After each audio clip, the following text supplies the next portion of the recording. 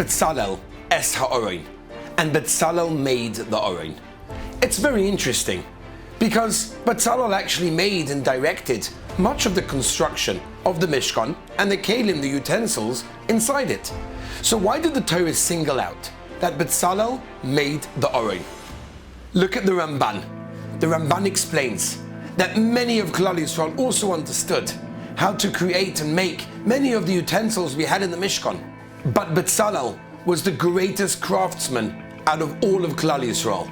And that's why he alone was instructed and is attributed to making the orein.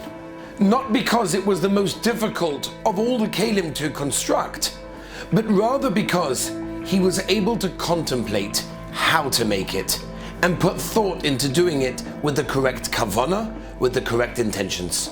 Rav Wolbe Zatzal derives from here the importance of contemplation.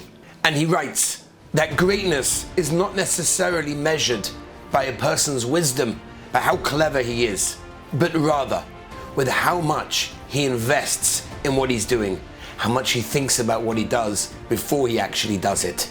And therefore the end result is that the item or the event is much more successful. Many others also knew how to make the orein, but Betzalel was attributed to making it simply because he was the greatest because he put thought into it. A doctor who performs an examination by simply looking at the patient and quickly scribbling down a prescription would hardly be considered a skilled expert doctor. A skilled doctor is someone that has the patience to be able to listen and analyze all of the symptoms and conditions of the patient in front of him, and only then come up with a diagnosis. And imagine the same thing is so true in Yiddishkeit.